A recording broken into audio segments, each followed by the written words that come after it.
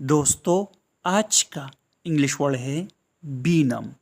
बीनम का क्या मतलब होता है, आइए सीखते हैं आज की इस वीडियो में।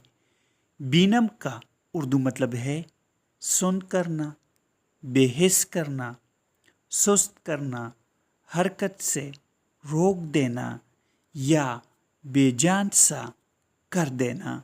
आइए इस वर्ड को सेंटेंसेस में इस्तेमाल करते हैं। Cooled air, benumbed his hands। इसका मतलब है सर्द हवा ने उसके हाथ सुन कर दिए। Fear benumbed him। इसका मतलब है खौफ ने उसे बेहिस कर दिया। दोस्तों, चैनल को सब्सक्राइब करें और वीडियो को लाइक और शेयर ज़रूर करें।